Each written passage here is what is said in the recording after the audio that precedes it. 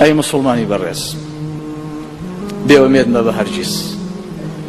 بەخوا لێت خۆشە بێت، بەخوا لێ دەبورێ، بەخوا چاوپۆشی لێکە، بەخوا خۆشی ئەوەی. سوێن بەخوا تۆی دروست کرد لە ناو هەموو ئاژەڵە و لە ناو هەموو ژیان لەبەرا تۆی کردە مرۆڤ.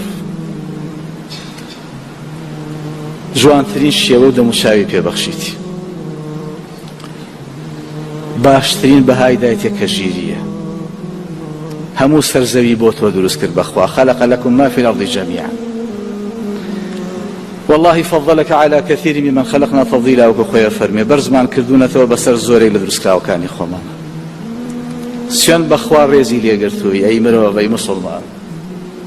داوای کردووە لە تێکڕای فریشتەکانی سوزدەی ڕێز بۆ هەمووتان بەرن. نێراوی خۆی ناردووە بۆ لای یەکەیەکەتان، پەیامی خۆی ناردووە بۆتان، لە ناو سیفەتەکانی خۆی بەشی داون. مسلیم و مؤمن دوو ناوی خوایە.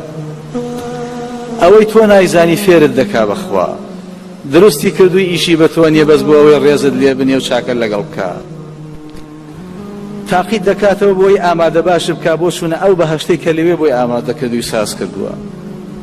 بەخوا دەتپارێزێ، ڕزقت دەدا، هیدایەتت دەدا، بەردەوام چاودێری دەکا، فەرامۆشی نەکردووی، قسەکانت دەبیستێ، بە ئاگایە لە خەیاڵەکانی دڵت. بەخوا دوعاکانت قبوڵ دەکا ئەگەر مەرجەکانی تیابێ، جا لە دوای جاریش لە تاوانەکانت خۆش دەبێ. بەخوا بۆت پێدەکەنێ،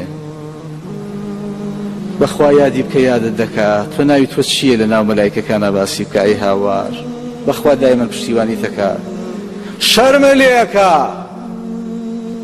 لە دوو حەدیثە ئین الله یەستەحی من ذی الشەیبەة المسلم. خدا شەرمەکە لە خاوەنی موسپی کە داوای هەر شتێ بکە و نەیداتی.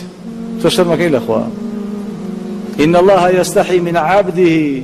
خوا شەرمەکە لە بەندەکەی سێجا دەستی بەس کردەوە هیچی بۆ تێ نەکا وەڵامی ناتەوە.